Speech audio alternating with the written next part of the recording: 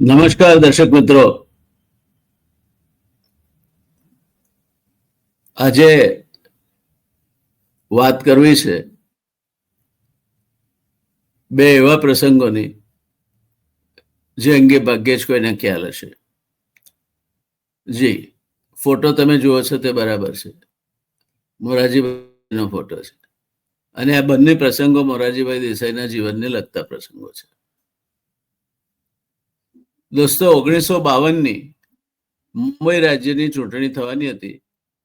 તે વખતે પારડી તાલુકામાં એક ગામે કોઈએ મોરારજીભાઈ દેસાઈની સભામાં પ્રશ્ન પૂછ્યો હતો, તમારા જે વિરોધી ઉભા રહ્યા છે તે એવું કહે છે કે તમને હરાવીશ, શું કહેવું છે તમારે? આ વિશે મોરારજીભાઈનો જવાબ હતો, મને હરાવશે એની તો મને ખબર નથી, પરંતુ એમની તો ડિપોઝિટ પણ કદાચ જોખમમાં આવશે. પરિણામ આવ્યું ત્યારે મોરારજીભાઈ હાર્યા. ત્યારે એમને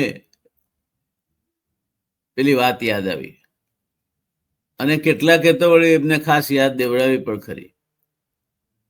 આ સંદર્ભે પોતાની આત્મકથામાં મોરારજીભાઈ નોંધે છે, એ મારું અભિમાન જ હતું અને મારી હાર માટેનું એક કારણ પણ હોઈ શકે.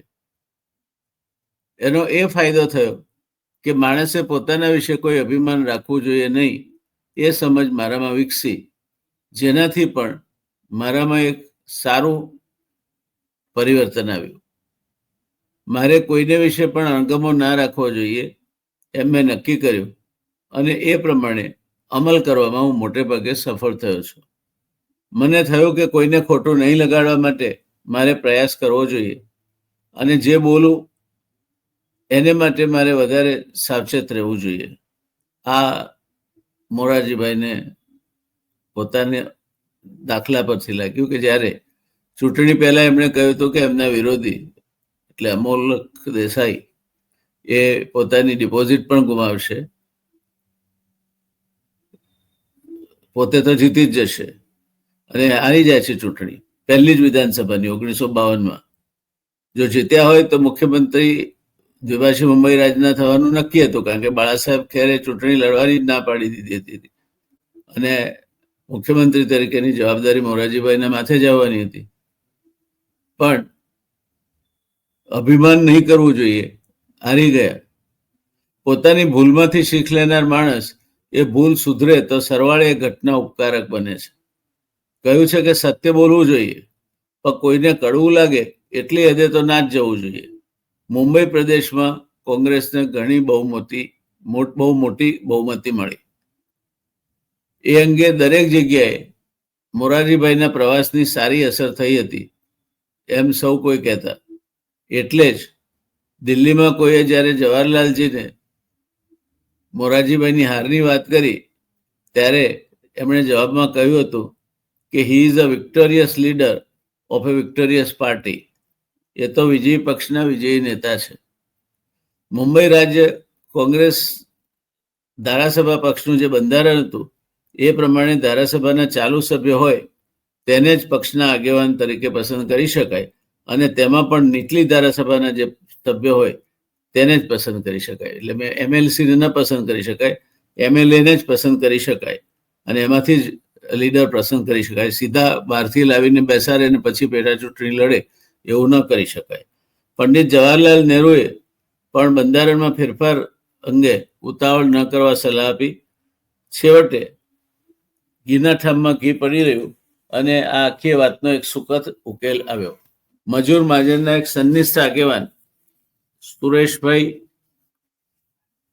દવે, જે જીઆઈએસસીમાં કંપની સેક્રેટરી હતા, એમના પરમ આદરણીય પિતાશ્રી સોમનાથભાઈ દવે, એમણે આજ 1952માં અસારવા મત વિસ્તારમાંથી પોતાની ઉમેદવારી મજૂર મહાજનના ઉમેદવાર તરીકે નોંધાવી હતી.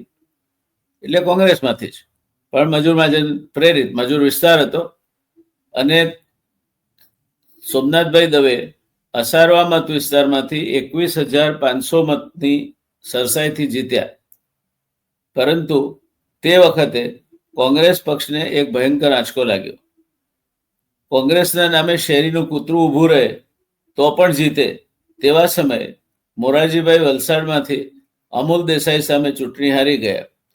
જો મોરારજીભાઈ જીતે તો તેમને મુંબઈ રાજ્યના મુખ્યપ્રધાન બનાવવા તે નક્કી હતું. પરંતુ મોરારજીભાઈ ચૂંટણી હારી ગયા, તેથી હવે કોઈ પણ વિસ્તારમાંથી તેમને જીતાડવા અનિવાર્ય હતું, કારણ કે વિધાનસભા પક્ષમાંથી જ નેતા ચૂંટી શકાતો હતો બંધારણ પ્રમાણે. બહારથી સીધા લાવી અને પછી 6 મહિનામાં અત્યારે જેમ ચૂંટણી લડીને મુખ્યમંત્રી અથવા મંત્રી બની શકાય છે, તે કોંગ્રેસના બંધારણમાં તે વખતે નહોતું. કોંગ્રેસ પક્ષ દ્વિધામાં હતો કે શું કરવું. તે વખતે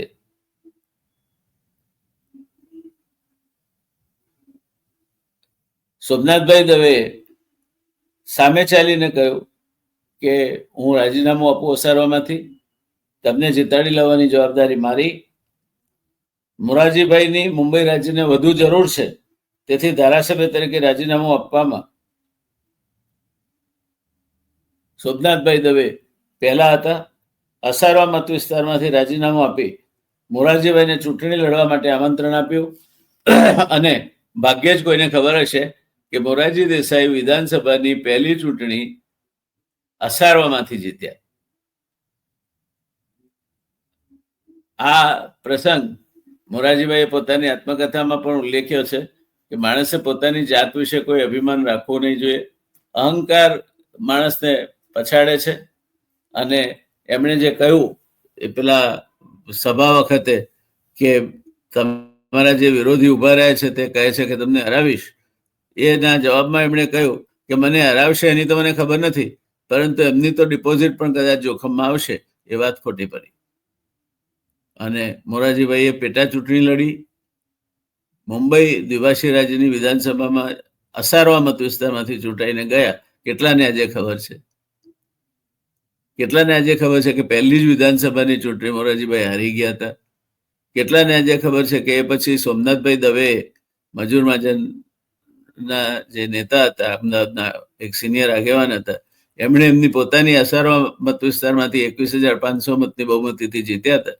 એ સીટ ખાલી કરી આપી અને મોરારજીભાઈને પેટા ચૂંટણી લડાવી મુંબઈ વિધાનસભામાં મોકલ્યા અને દ્વિભાષી મુંબઈ રાજ્યના એ બાળાસાહેબ ખેર પછી બીજા મુખ્યમંત્રી બન્યા. દોસ્તો, ઘણું બધું કહી જાય છે, આવડતા નહીં. કોંગ્રેસનો સિતારો બરાબર ચમકતો હતો. કોંગ્રેસ સામે ઉભા રહેવું એટલે દરિયાની ભરતીનું મોજું આવતું હોય તેના સામે તરવા જેવું હતું. અને આમ છતાંય એવા માહોલમાં મોરારજીભાઈ ચૂંટણી હારી જાય છે, જ્યારે એ મહારાષ્ટ્રમાં અને છેક કચ્છ સુધી પ્રચાર સભાઓ ગજવે છે. ત્યાં બધે જ સારા પરિણામો આવે છે. અને એ જો જીત્યા હોય તો મુખ્યમંત્રી થવાના એ પણ નક્કી છે. પણ અમૂલ દેસાઈ એમને હરાવે છે અને પેટા ચૂંટણી લડે છે. જવાહરલાલને જ્યારે ખબર પડે છે ત્યારે એમનો જવાબ પણ ખૂબ જ ગૌરવપૂર્ણ છે કે he is a victorious leader of a victorious party.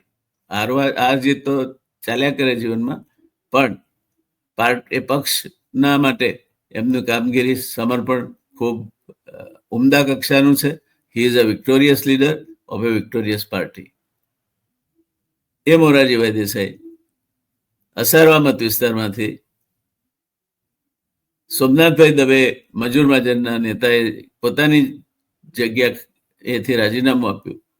અલબત્ત પછી સોમનાથભાઈને રાજ્યસભામાં મોકલ્યા હતા કોંગ્રેસે 2 વખત, અને બીજી વખતે જ્યારે રાજ્યસભાના સભ્ય હતા ત્યારે જ એમનું નિધન થયેલું, એ જુદી વાત છે.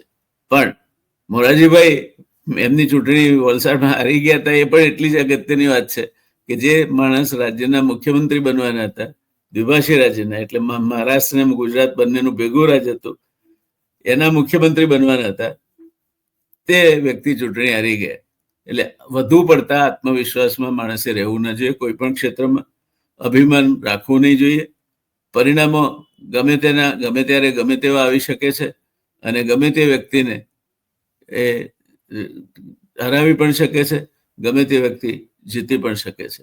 મોરારજીભાઈનો દાખલો આપણને એ શીખ લેવા પ્રેરે છે કે જાહેર જીવનમાં હો, તમારો સિતારો 16 કળાએ ખીલ્યો હોય તો પણ ભલે બધું જ તમારા તરફી છે, નમ્ર બનો. ચૂંટણી એ ચૂંટણી છે અને એનું પરિણામ ગમે તે તરફી આવી શકે છે. તો બસ આજે દોસ્ત આટલું જ.